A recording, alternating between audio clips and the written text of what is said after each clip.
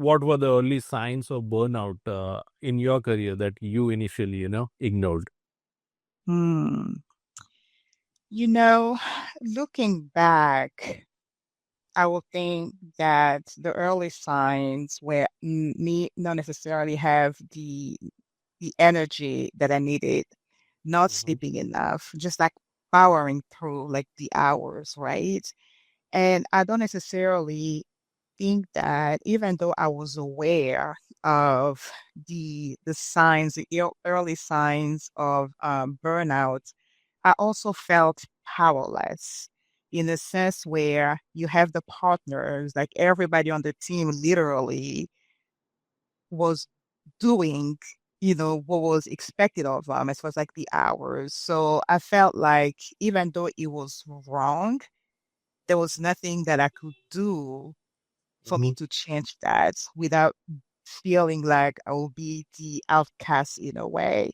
And honestly, all of that also turned into me having pre-diabetes. I just wasn't eating right. And this is my story. It may not necessarily be the typical story of your average like accountant, but that's really what he ended up being of just like neglecting the wellness for the sake of making the billable hours, working the long hours during tax season, even foregoing some of the very important family events. So all those signs were there from the very beginning, but I Hmm. just never felt like I had the power to change that. It really took me years into the profession for me to get at a point where I feel like drawing the line. Yeah. And you know what's striking is how these signs often feel normal in our line of work, right? And it's like exhaustion is seen as a proof of dedication, and it happens with most of us, especially in the accounting space, where we Mhm. work in under a lot of pressure, under tight deadlines, and even if we don't show up in office for a day, the work piles up, and there is so much Exactly.